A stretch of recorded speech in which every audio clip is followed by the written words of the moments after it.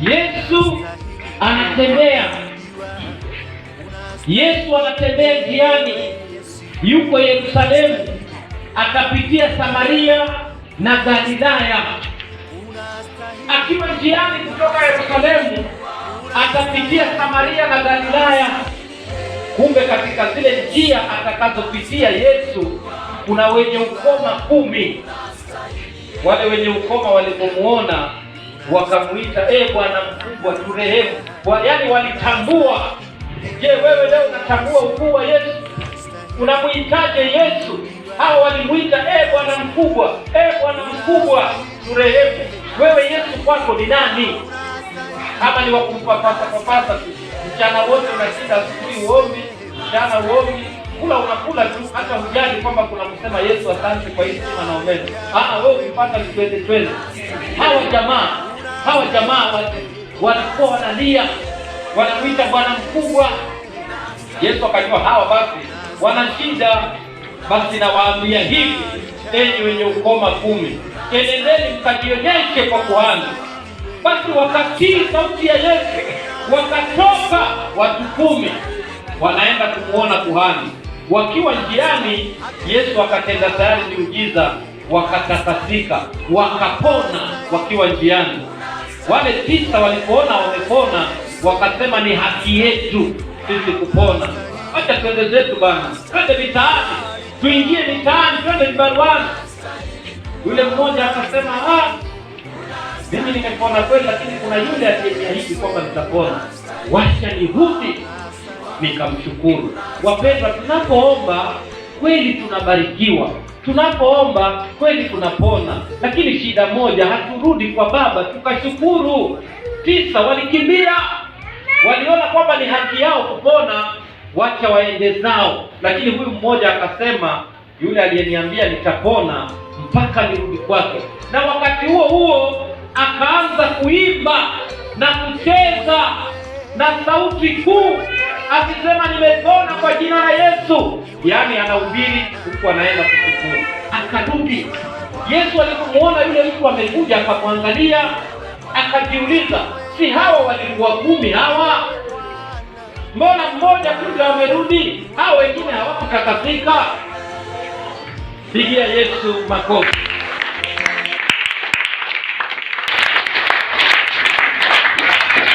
Toa kalamu yako sasa. Ninataka kuzungumza mambo machache ambayo yanamhusu Yesu Kristo.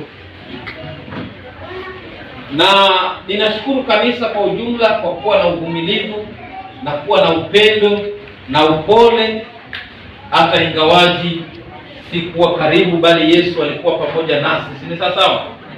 Leo nataka kuzungumzia topic yangu ni shukrani, kumshukuru Yesu.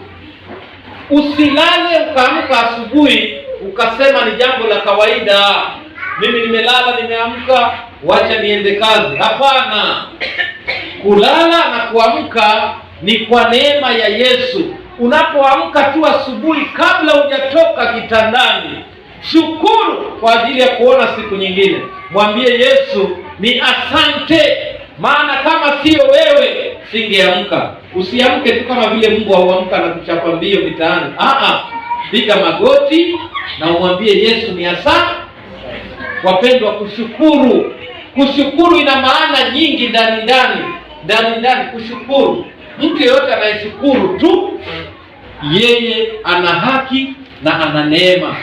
Ukiwa mtu wa kushukuru kwa kila jambo, liwe ni zuri, liwe ni baya, unasema asante. Kushukuru ni jambo muhimu sana. Leo tunaenda kuzungumzia kushukuru Yesu na hata kushukuru wanadamu wenzetu. Pigia Yesu makofi. Kuna watu wanatendewa fadhila, kuna watu wanatendewa mema, kuna watu wanatendewa mambo mazuri, lakini hawana shukrani. Hawawezi kusema nimeshukuru, hawawezi kusema jambo lolote la kushukuru. Leo nisikize, tutembee kwa maandiko na Yesu atatubariki. Pigia Yesu makofi. Zaburi 9 anzia 1. Twende kwa haraka wasomaji. Zaburi 9 anzia 1.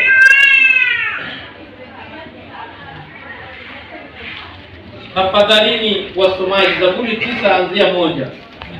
Nitamshukuru Bwana kwa moyo wangu wote. Kwa moyo wangu wote. Nitasimulia matendo yako. Nitayasimulia matendo yako yote ya ajabu. Yote ya ajabu.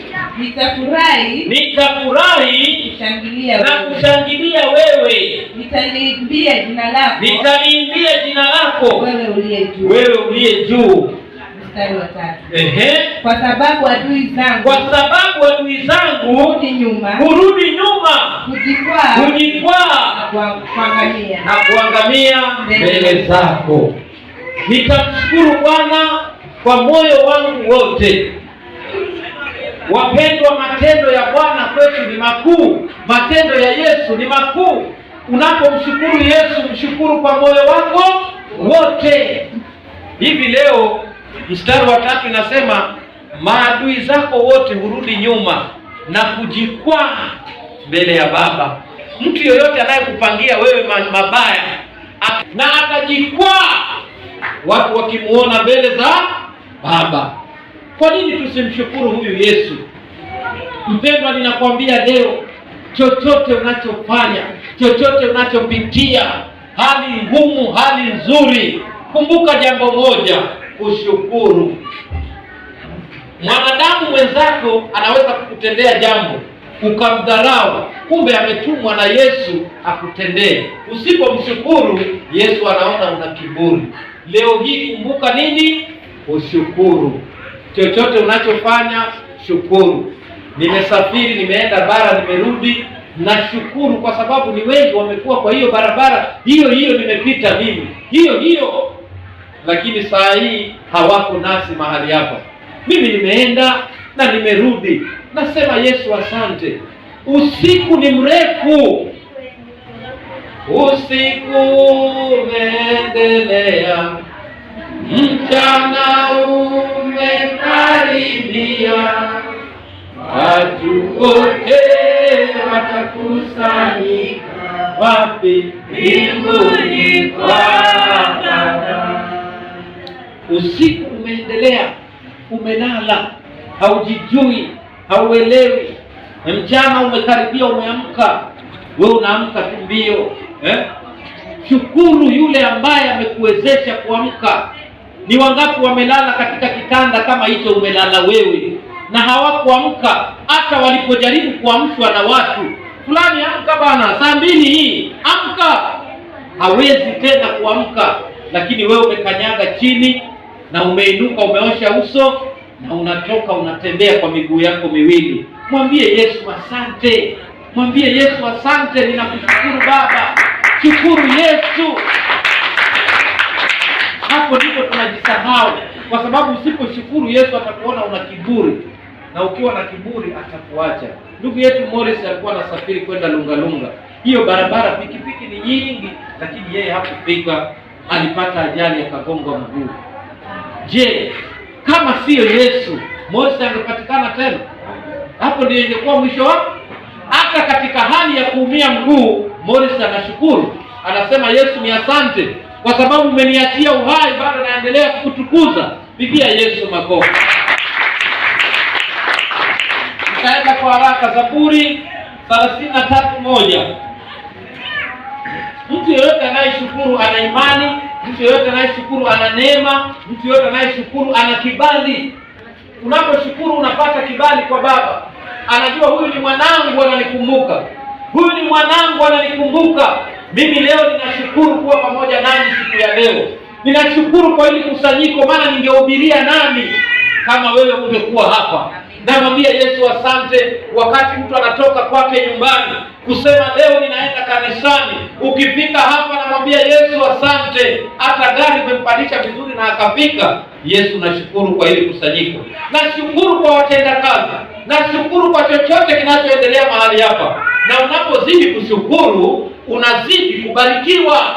Pigia Yesu makofi. Lakini tutafikiria njia moja. Mstari wa 1 ndio ninasema, ndio, pigieni Bwana vigelegele. Pigieni Bwana vigelegele. wenye haki. Enyi wenye haki, tulia kidogo. Wewe ni mwenye haki, wewe ni mteule, wewe ni mwana, wewe ni mtoto wa Yesu, wewe ni roho. Mpigie Bwana vigelegele, mpigie Bwana vigelegele, enyi wenye haki. Unakuta wakati mwingine tunaingia katika kusanyiko kama vile mchungaji mwenzangu Mama Masabu alivyotangulia kusema. Je, mnaimba vipi? Mumekufa au namna gani? Acha kupiga kigelegele kwa Yesu aliyekuleta hapa. Huwezi. Na maandiko yanasema mpigieni Bwana vigelegele, enyi wenye haki. Twende vigelegele. Hebu twende vigelegele.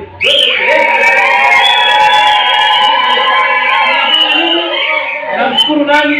Yesu. Wapendwa, Yesu ni mtamu. Mimi mahali Yesu amenitoa na vile vita nimepitia na Yesu. Yaani kumbe Yesu alikuwa ananipitisha hivyo ndio nije nijue kazi yake inakaa vipi. Kitambo nilikuwa nikiona vitu viko wazi kama vile nasononeka sana. Kumbe Yesu alikuwa ananiambia tulia, hii kazi si yako. Wasipokuja mimi ndio najua. Mimi nikasema sasa hata wasipokuja nikushukuru tu. Wasipokuja nifanya nini? Pigia Yesu makofi. Leo umejua kwamba tunapoimba, tunapoabudu, tunapotukuza, mpigie Bwana muumba wako vigelegele. Wewe ni mwenye haki, usione haya. Mimi husema kwa kazi ya Yesu, kama ni kufanya kazi ya Yesu, sitaki kujua kuna mama yangu, kuna mke wangu, kuna ndugu yangu. Mimi najimimina, maana Yesu ndiye amenipa nini? Uzima. Amina. Piga vigelegele, cheza. Cheza. Endelea mtumishi, endelea. Kusifu kunawapasa wanyoofu wa moyo. Kusifu kunawapasa wanyoofu wa moyo. Kumsifu Yesu kunawapasa wanyoofu wa moyo. Twende mtumishi, twende. Mstari wa pili. Mshukuruni Bwana kwa kinubi. Kwa kinanda cha nyuzi 10 mwimbieni sifa. Mshukuruni Bwana kwa kinubi, kwa kinanda cha nyuzi 10 mwimbieni sifa. Mwimbieni wimbo mpya, pigeni kwa ustadi kwa sauti ya shangwe. Pigia Yesu makofi. Anahitaji kushukuriwa kwa vinubi. Yuko wapi huyu mramba? Leo acha tuguse. Mramba kimbia hapa. Kwa vinubi na kwa kinanda na kwa nyuzi 10 na kwa nyuzi 10 mwimbieni nini? Fatuma yuko wapi? Fatuma yuko wapi? Ameenda wapi? Ametoka. Amemreplace. Mama Jackson njoo. Sifa moja tu. Tumwimbie huyu Bwana kwa vinubi, tumsifu kwa dakika moja. Nyimbo moja tu.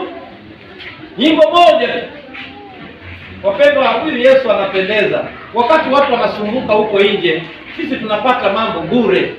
Patieni microphone. Nyimbo moja tu.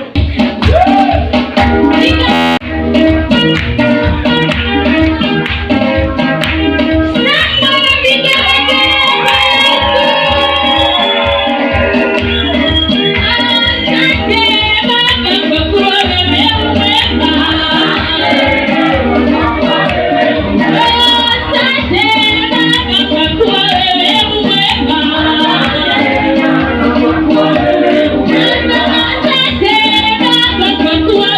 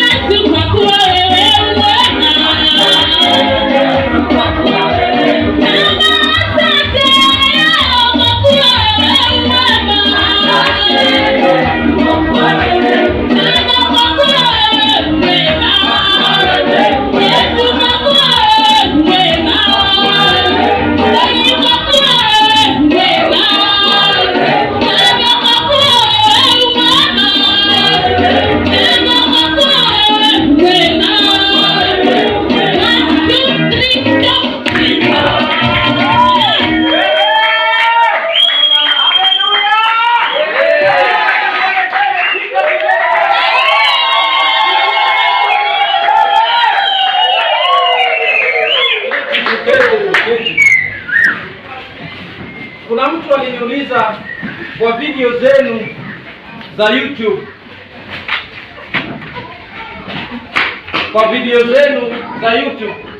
naongea kweli. Kuna mtu aliniuliza kwa video zenu za YouTube, pale mbele huwa ninaona mzee yuko hivi tu yuko hivi tu. Nikamwambia huyo ni shukurani yake kwa Yesu. Hiyo ndio anamshukuru Yesu hivyo. Haoni haya, hana shida na mtu. Yeye hana shida na mtu na haoni haya. Na hata mke wake wanambebea shati mbili. Hii kiloweka na kandishia nyingine.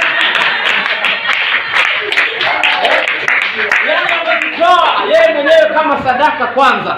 Sasa anatumikia Yesu kutoka ndani mpaka nje. Lakini wewe unaona haya, wa fulani wataniona cheze kidogo. Saa ngapi? Pigia Yesu makofi. Wapendwa, kuzaa sio kunya, ukasema hadi naenda kunya. Uzae na ubebe mtoto. Alafu unasema Yesu hayupo.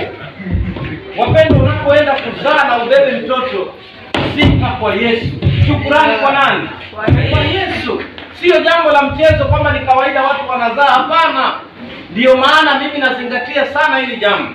Wakati wowote tunapopata mgeni mtoto, huwa ninashukuru sana kwa sababu ni kipindi kizito. Na unapopata mtoto, shukuru, tuseme jambo la kawaida watu wanazaa, hapana. Mshukuru huyo aliyemweka hapo ndani na kisha baadaye akamtoa. Ni sifa kwa pigia Yesu makofi. Kuna wakati mmoja niliwaambia, kuna story moja. Mzee mmoja alikuwa hajaokoka na mke wake ameokoka. Wapendwa, mtu kama hajaokoka kweli, wakati mwingine usishindane nao wala usibishane nao. Kuwa na hekima tu ya kujiepusha. Si sawa? Na huyu mzee wakati mke wake amejifungua, alafu mke wake akarudi nyumbani. Sasa asubuhi mke wake anashukuru, asante Yesu kwa kunipa mtoto, nashukuru sana. Yule mume akakasirika, kwa nini Yesu anashukuriwa na yeye ndio aliweka mimba? Anafaa shukuriwe yeye. Pigia Yesu makofi. Hebu angalia. Haki ni kompleni. Ashukuriwe yeye mume kwa kuweka mimba, sio Yesu. Kwani mimba inawekwa na mwanadamu? Yesu ndiye anaweka nini? Pigia Yesu makofi. Atende kwa haraka kidogo. Zaburi 35:18. Alafu sasa nihubiri kidogo. Haya ni maandiko nilikuwa nawapatia. Zaburi 35:18. Alafu sasa twende kwa maandiko katika Agano Jipya, alafu tumalize kwa haraka na Yesu atatubariki. Nitashukuru katika kusanyiko, yaani hapa kwa kusanyiko hapa. Je, ukija hapa unashukuru? Hebu endelea. Nitashukuru katika kusanyiko kubwa. Nitashukuru katika kusanyiko kubwa. Nitakusifu kati ya watu wengi. Nitakusifu kati ya watu wengi. Yaani katika kusanyiko kubwa wewe utatoka mbele. Na ukifika hapa mbele umshukuru Yesu kwa ushuhuda wako kile amekutendea. Yaani utaki kumshukuru pembeni, hapana. Utamshukuru mbele ya kusanyiko kubwa. Na ndio maana tunasema ushuhuda una maana. Ukisimama hapa, nashukuru sana Yesu, nimelala nimeamka vizuri, unamshukuru mbele ya kusanyiko. Uko tayari kusema lolote kwa ajili yake. Naye anaposikia hivyo, anakuinua na kukuweka viwango vingine. Nitakusifu kati ya watu wengi. Tunaona tunaimba sifa. Na ndio maana Bartimayo anacheza bila kujali. Na ndio maana tukienda kwa ibada zaidi tunahubiri bila kujali. Maana tutakusifu popote. Hata katika makusanyiko. Hatuangalii tena fulani anatuangalia vipi. Hatuangalii tena fulani anaona vipi. Ni wewe na Yesu, na Yesu asonge na wewe. Pigia Yesu makofi. Sasa twende kwa Luka. Nataka unisomee Luka 17 mstari wa 11. Tuone watu walioshukuru na watu ambao hawakushukuru. Kuna watu pale walishukuru na kuna wale hawakushukuru. Luka 11 Luka 17:11 mpaka 19, twende kwa haraka. Mtakatifu 11:17 kuanzia mstari wa 11. Ndiyo. Nasema, ikawa walipokuwa njiani kwenda Yerusalemu, alikuwa akipita katikati ya Samaria na Galilaya. Na alipoingia katika kijiji kimoja, alikutana na watu 10 wenye ukoma. Wakasimama mbali, wakapaza sauti wakisema, Ee Yesu, Bwana mkubwa, uturehemu. Alipowaona aliwaambia, enendeni mkajionyeshe kwa makuhani. Ikawa walipokuwa wakienda walitakasika. Walitakasika njiani. Na mmoja wao alipoona kwamba amepona, alirudi huku akimtukuza Mungu kwa sauti kuu. Inaonekana alikuwa akija akiimba njiani. Huyu anakuja tu akitukuza, akiimba, Yesu ni asante, Yesu Baba unaweza. Yani anapaza sauti yake bila kuangalia watu watasema nini. Endelea. Akaanguka kifudifudi miguuni pake, akamshukuru. Naye alikuwa Msamaria. Hebu ngoja, mstari wa 16 inasema akaanguka kifudifudi miguuni pake akamshukuru. Wapendwa, huyu mtu alikuwa na neema, maana alianguka miguuni pa Yesu. Leo hii wapendwa, je, tunaanguka miguuni pa Yesu? Je, tunashukuru? Wapendwa, Yesu anatuponya bure, tunazaa bure, unapata unga, sima na omena unakula bure. Jamani, unashukuru wewe? Endelea mtumishi. Mstari wa 17. Ndio. Yesu akajibu akanena, hawakutakaswa wote 10? Wale kenda wa wapi? Je, hawakuonekana waliorudi kumpa Mungu utukufu ila mgeni huyu? Akamwambia, inuka, enenda zako, imani yako imekuokoa.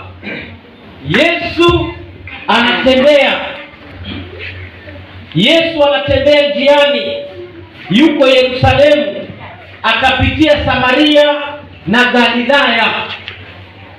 Akiwa njiani kutoka Yerusalemu atapitia Samaria na Galilaya. Kumbe katika zile njia atakazopitia Yesu kuna wenye ukoma 10.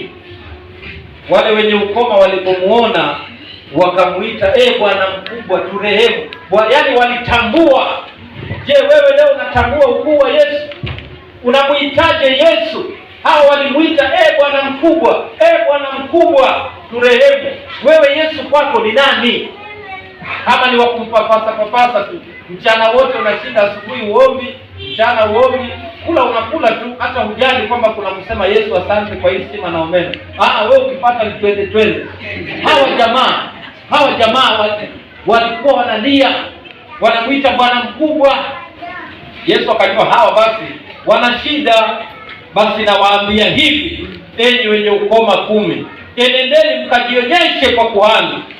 Basi wakatii sauti ya Yesu, wakatoka watu 10 wanaenda kumuona kuhani. Wakiwa njiani, Yesu akatenda tayari miujiza, wakatakasika, wakapona wakiwa njiani. Wale 9 walipoona wamepona, wakasema ni haki yetu sisi kupona. Acha twende zetu bana, twende mitaani, tuingie mitaani, twende vibaruani. Yule mmoja akasema, mimi nimepona kweli, lakini kuna yule aliyeniahidi kwamba nitapona, wacha nirudi nikamshukuru. Wapendwa, tunapoomba kweli tunabarikiwa, tunapoomba kweli tunapona, lakini shida moja, haturudi kwa Baba tukashukuru. 9 walikimbia, waliona kwamba ni haki yao kupona, wacha waende zao. Lakini huyu mmoja akasema, yule aliyeniambia nitapona mpaka nirudi kwake. Na wakati huo huo akaanza kuimba na kucheza na sauti kuu akisema, nimepona kwa jina la Yesu. Yaani anahubiri huku anaenda kushukuru. Akikutana na watu njiani, wewe juzi ulikuwa na ukoma, nimeponywa na Baba anayeitwa Yesu, na hivi ninakimbia kwenda kumuona nimshukuru. Lakini wengi wetu tunapata mambo mazuri kwa Yesu, tunapata vitu vizuri, hata tunaona haya hata kushuhudia kile ambacho Yesu ametutendea. Angalia, watu 9 wote wakaenda, lakini mmoja tu akarudi. Yesu alipomuona yule mtu amekuja, akamwangalia, akajiuliza, si hawa walikuwa 10 hawa? Mbona mmoja tu ndio amerudi? Hao wengine hawakutakasika? Pigia Yesu makofi. Wapendwa, tusijipe haki, tushuke mbele za Yesu. Saa zote jua wewe mbele za Yesu ni mwana, na utazidi kushukuru siku zote. Yesu akamuuliza yule bwana, si mlikuwa 10, mbona umerudi wewe? Lakini Yesu akatambua jambo moja, akasema, katika watu wote hata huyu aliyerudi ni mgeni.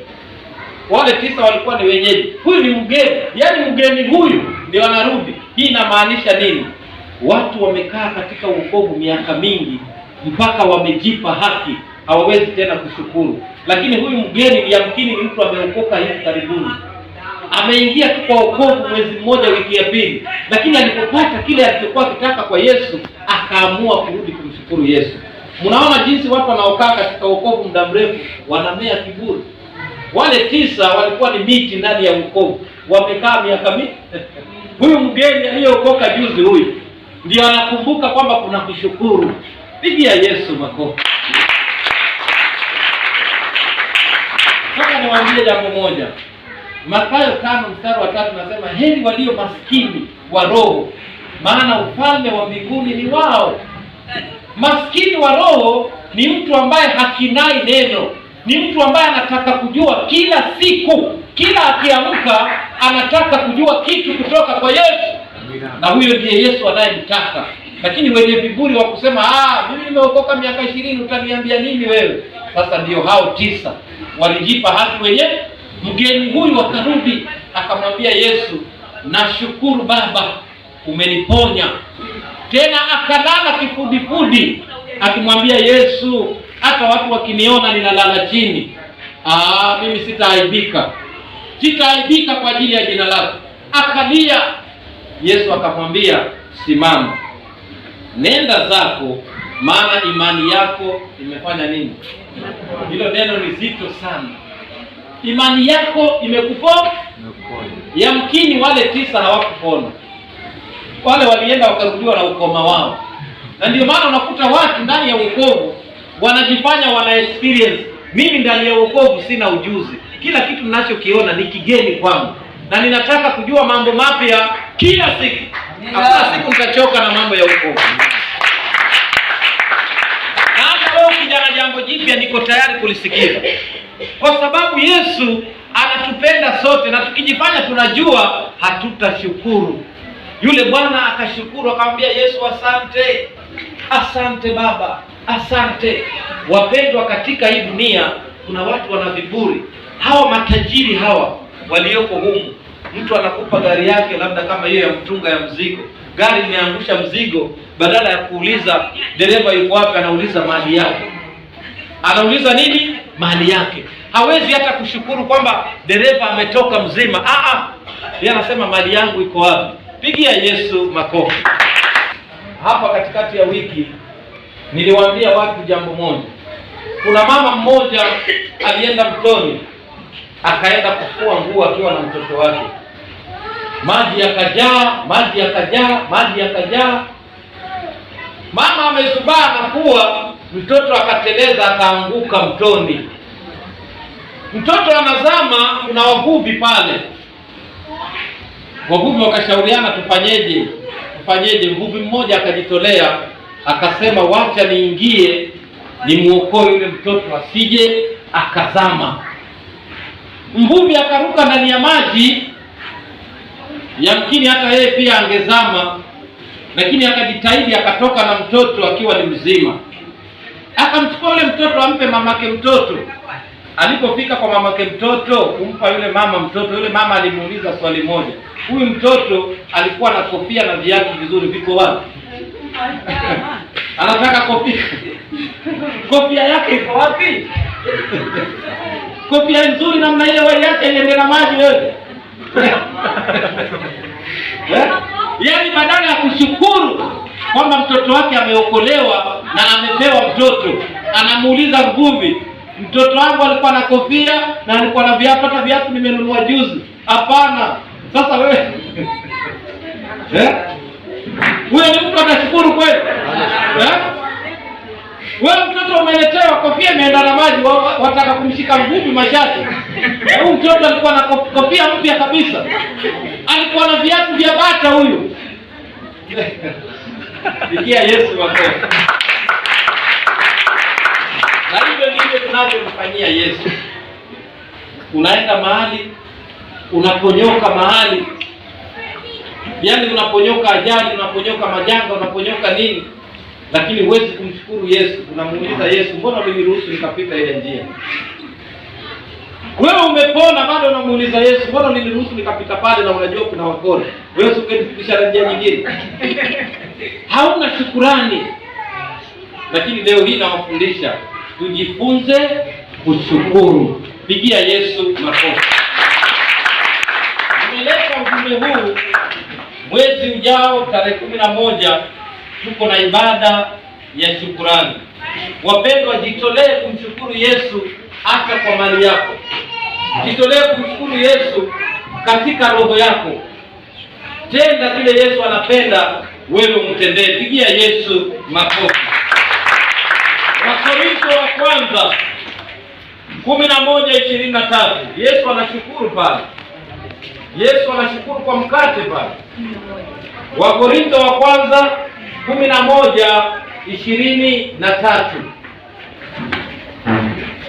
11:23. Tusome hapa. Nitasoma. Kwa maana mimi nalipokea kwa Bwana. Mimi nalibobea kwa Bwana. Endelea mtumishi. Nitarudia. Kwa maana mimi nalipokea kwa Bwana. Mimi nalipokea kwa Bwana. Niliyowapa ninyi. Rudia. Niliyowapa ninyi. Ya kuwa Bwana Yesu usiku ule aliotolewa alitwaa mkate 24. Naye akisha kushukuru akaumega akasema, huu ndio mwili wangu ulio kwa ajili yenu. Fanyeni hivi kwa ukumbusho wangu. Yesu anashukuru kwa hili neno ambalo tunalikula leo. Yesu alikwisha kulishukuria ili wewe ulipokee na likiingia ndani yako likubadilishe, likufanye kuwa kiume kipya. Na wewe unapopokea hili neno, na wewe pia uumbike roho ya kushukuru. Jirani yako amekulindia watoto, umetoka umeenda umerudi, asante jirani, nashukuru, Yesu akubariki. Unaumbika moyo wa kushukuru. Kuna mtu hata ukimpa shilingi 5 hawezi kusema asante, hana shukurani. Hiyo neno asante hakuna ndani yake. Lakini Yesu baba yetu aliyetuokoa anashukuru kwa mkate, anashukuru kwa neno, na anatuambia tufanye hivi kwa ukumbusho wake. Kama unamkumbuka Yesu, ni lazima na wewe utashukuru. Pigia Yesu makofi. Ayubu anashukuru kwa kila jambo. Anasema, Bwana wewe ndio ulinipa na wewe ndio umechukua, ninakushukuru kwa yote. Anapitia magonjwa, anapitia shida, mali yote ikasambaratika. Ayubu amebaki na majipu katika mwili wake, Lakini Ayubu pale alipolala anasema, Yesu, sikuja na mali duniani na kushukuru hata kwa haya magonjwa. Sasa je, sisi tutashukuru? Mtu akishikwa na kahoma hapa anaweza kushukuru kweli? Yaani ataomba siku atapona, siku ile atapona ndio ataomba, siku hizi zingine anategemea watu wamuombee. Ukishikwa na ugonjwa wowote, first priority ni wewe. Ukishikwa na shida yoyote ni wewe. Mshukuru Yesu, mwambie unaninoa, ninashukuru kwa vile unaninoa. Pigia Yesu makofi. Sijui kwa nini Yesu ananisukuma sana nifundishe kuhusu kuomba na kushukuru. Kwa sababu nimekuwa na watoto wadogo pale asubuhi. Nimewafunza ya kwamba unapoamka asubuhi omba. Unapopata kikombe cha chai shukuru. Tena ninawafundisha jinsi ya kuomba na kushukuru. Ukipata chakula saa ya lunch usile tu hivi hivi. Mwambie Yesu, asante umeleta hii na kushukuru ndio upate kula. Jioni vile vile, kwa sababu kuna wengine hata chakula ya jioni hawapati, ya mchana hawapati. Wewe umepata, Baba ameleta. Shukuru, mwambie Yesu asante. Yesu mwenyewe anashukuru kwa mkate. Mkate ni neno, mkate ni chakula cha kawaida. Nasi watu wazima tuko watu ambao hatujali. Ukienda kulala ni kuruka tu kama waenda baharini. Yesu utajua mwenyewe. Tusipokutana asubuhi ni sana, lakini ni sawa upige magoti, uombe na uombee nyumba yako na familia, maadui na marafiki. Wacha nikwambie, nimegundua kitu kimoja katika hii dunia, hakuna adui. Yule adui unamuona ni adui ni Yesu amemweka kama ule mwiba aliyodungwa Paulo. Wakala wa shetani. Hakuna adui hapa duniani. Ni wewe mwenyewe hujui kutafakari tu maandiko. Lakini ukiona mtu anakusumbua si adui yako. Huyo ndiye mzuri kwako. Paulo anawekewa mwiba. Hebu soma Wakorintho wa kwanza 14. Paulo anawekewa mwiba wakala wa pili. Wakorintho wa pili 12. Haya twende hapo. Ni hapo hapo. Wakorintho wa pili 12 mstari wa 6. Ama soma mstari wa 7. Anza wa 7. 12:7. Inasema na makusudi nisipate kujivuna. Na makusudi nisipate kujivuna kupita kiasi. Kwa wingi na mafunuo hayo. Kwa wingi wa mafunuo hayo nilipewa mwiba katika mwili. Mjumbe wa shetani ili anipige nisije nikajivuna kupita kiasi. Yaani tumewekewa speed gaba. Mchungaji Ongoro, nimepewa mafunuo mazito, lakini ili nisije nikajionyesha kwamba mimi nina ufunuo mzito, nimewekewa mwiba. Nikianza kujisifu tu mwiba unanidunga. Najua nimetoka kwa laini, ninarudi vizuri. Si sawa? Ni lazima tujitambue, huo mwiba sio mwiba tu umewekwa na Yesu. Anasema huo mwiba ni wakala wa shetani. Kuna mtu atainuka na wewe hakutaki kabisa. Kila unalofanya yeye hataki. Hata ukijaribu kumweleza mazuri hata sio makosa yake, ni ule mwiba ambao umewekwa, ni wakala wa shetani. Wewe mvumilie hivyo hivyo. Hata anapokupinga mvumilie hivyo hivyo. Lakini ukitaka wazuri peke yake, basi hapo ndipo watumishi wengi wanaanguka. Bila vita, bila mvutano katika kusanyiko, hilo kusanyiko halitateleza vizuri. Maana watu watalala, watasema mambo ni sawa sawa, lakini kila siku mtu amekugonga hapa. Hata wewe mtu anakugonga hapa, anakugonga. Mama Emily yule, kwani ndiye mwimbaji peke yake pale? Emily amegonga. Lakini niaje tu Jumapili asilale kwa. Huo ni mwiba. Ni sawa? Ni mwiba wake. Alafu maandiko inasema katika Yeremia 23:29, neno la Mungu ni nyundo. Hebu soma hapo Yeremia 23:29. Neno la Mungu ni nyundo, linagonga. Litakugonga siku moja mpaka useme siendi tena. Lakini ni uamke uende. Neno la Mungu ni nyundo. Yeye ni mwimbaji wapi? Neno, hebu Jackson njoo hapa. Neno la Mungu ni nyundo. Hebu tuimbe hiyo dakika moja wakitafuta. Yeremia 23:29 hapo Soma hapo mtumishi. Ngoja kidogo. Hebu njoo chukua microphone hapo. Neno la Mungu ni nyundo. Hebu imba hiyo nyimbo alafu tuendelee. Twende. Neno la Mungu ni nyundo, ni nyundo. Na Mungu ni nyundo, ni nyundo. Ni nyundo, ni nyundo. Na Mungu ni nyundo, ni nyundo. Neno la Mungu ni nyundo, ni nyundo. Na Mungu ni nyundo, ni nyundo. Neno la Mungu ni nyundo, ni nyundo. Na Mungu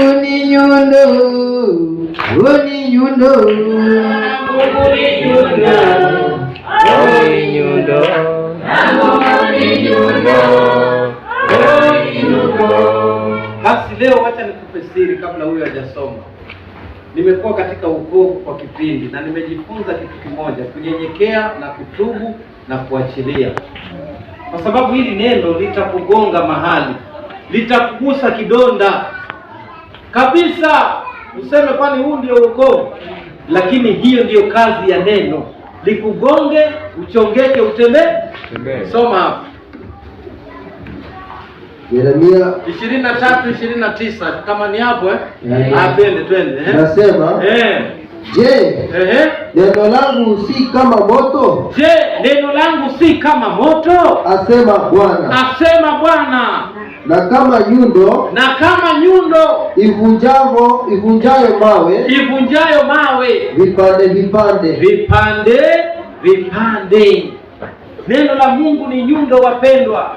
Ndani ya roho zetu tumeweka mawe, tumeweka mizigo. Hiyo mizigo itavunjwa na neno la Mungu. Soma Ezekieli 36:25. Kuna moyo wa jiwe umekaa ndani yetu, hatutaki kuachilia, hatutaki kupendana, hatutaki kushukuru, hatutaki kila jambo. Sasa neno la Mungu linakuwa nyundo kuja kuvunja jiwe lililokaa ndani ya moyo wako. Ezekieli 36:25. Soma hapo. Ezekieli 36:25. Yeye anasema kwamba kuna jiwe, kuna moyo wa jiwe huko ndani yako. Inahitajika nyundo isafishe. Twende. Ezekieli 36:25. Inasema, ndio, nami nitawanyunyizia maji safi, nanyi mtakuwa safi. Nitawatakaseni na uchafu wenu wote, na vinyago vyenu vyote. Endelea. Nami nitawapa ninyi mioyo mipya, nami nitatia roho mpya ndani yenu, nami nitatoa moyo wa jiwe, uliomo ndani ya mwili wenu.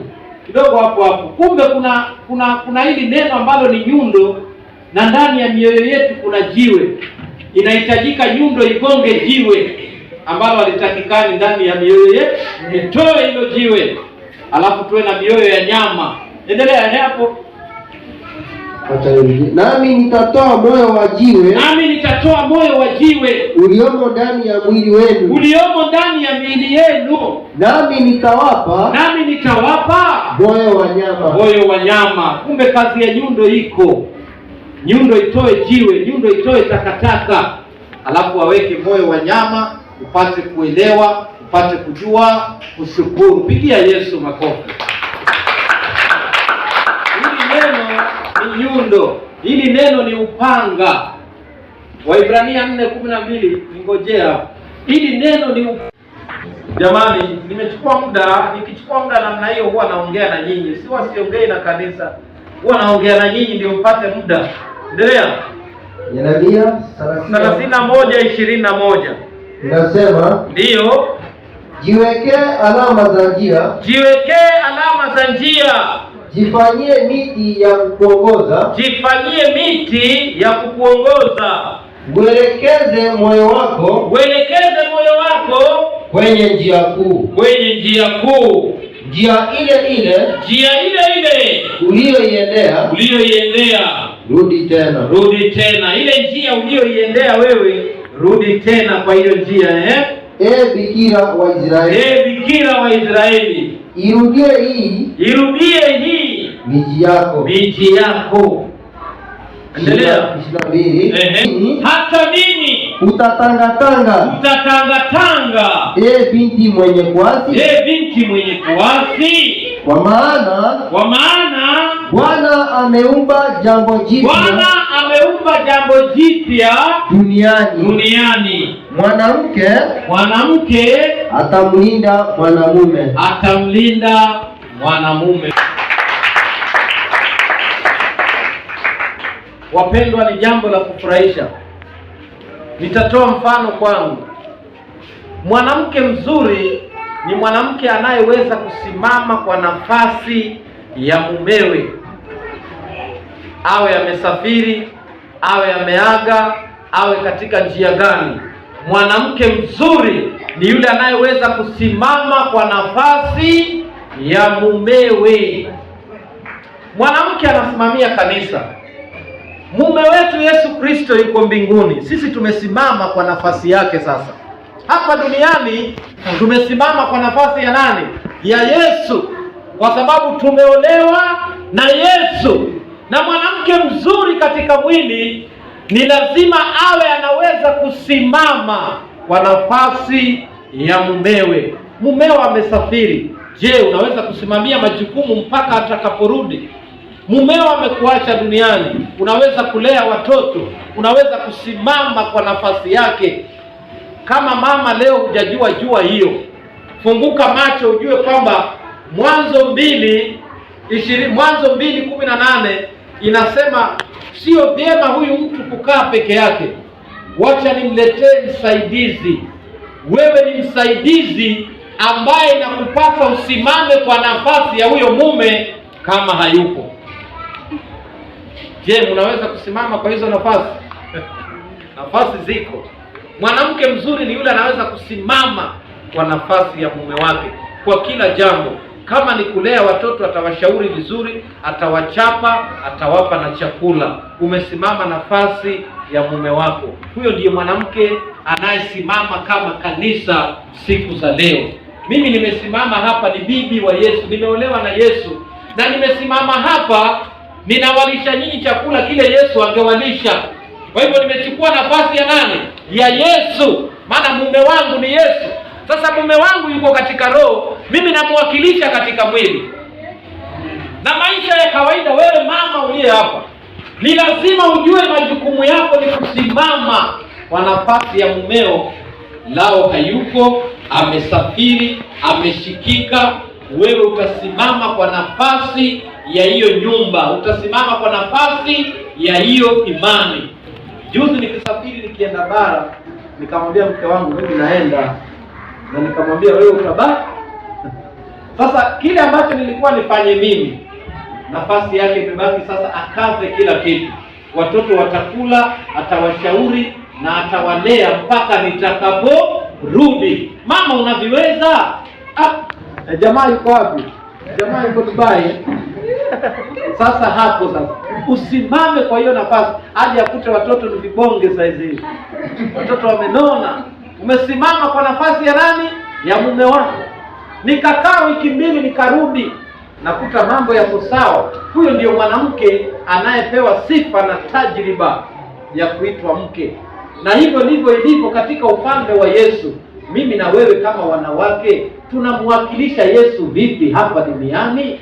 Je, unahubiri neno la Yesu? Nyundo ulionayo unapiga nayo watu kama nyundo? Umeweka nyundo? Maana neno la Yesu ni nyundo, inatakana ichabi gonge dhambi ndani ya watu wapone. Hakuna mtu atamwakilisha Yesu hapa duniani isipokuwa wewe na mimi, kwa sababu ametuoa, ni Bwana wetu. Pigia Yesu makofi. Nikaenda bara, nikarudi, nikakuta nyumba yangu iko sawa, kwa sababu Yesu alinipa mke anayeweza kusimama kwa nafasi yangu. Mama, ninakushauri tu leo, funguka macho, uwe tayari kusimama hata kama mume wako hayupo. Jifunze hilo jambo. mume hajarudi jioni kutoka kazini, wewe ushatunda mchicha pale, inatokota. Sio useme namngojea alete 100 kama hakupata. Wacha aje nini, mchicha unatokota, aje na kile alichona. Simama. Yaani kumeumbwa jambo jipya, mwanamke atamlinda mumewe. Pigia Yesu makofi. Tuti amedungwa na msumari, lakini mke wake hakusema sasa Tuti wewe, mimi nitakaa na wewe hapa nyumbani nikukandekana. Amemwambia Tuti, wacha nikuwakilishe.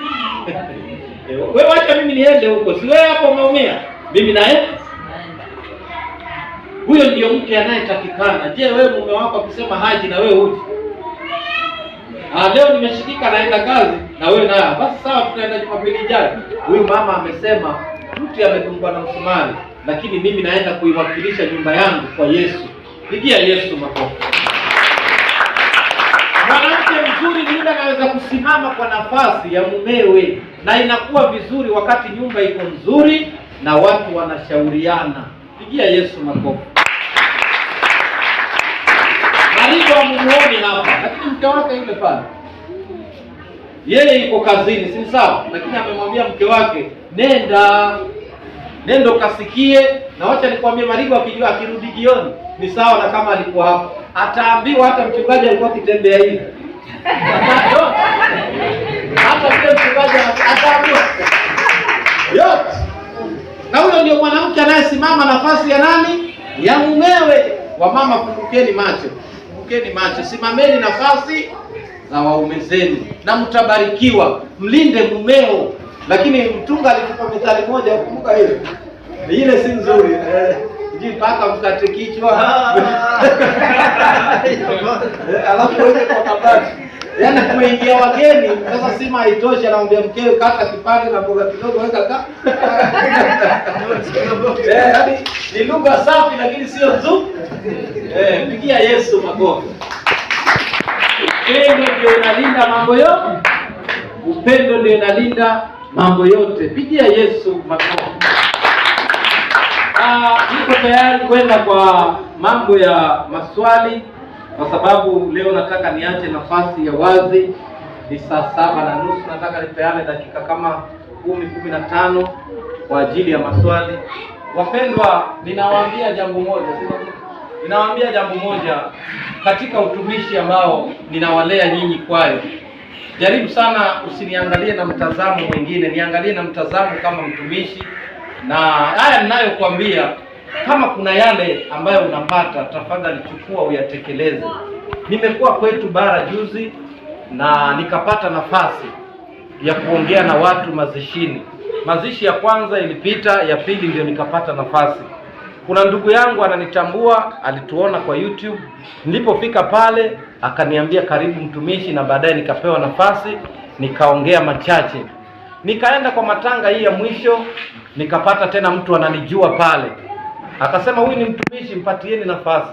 Nikapewa nafasi, lakini nikaomba niongee kwa Kiswahili.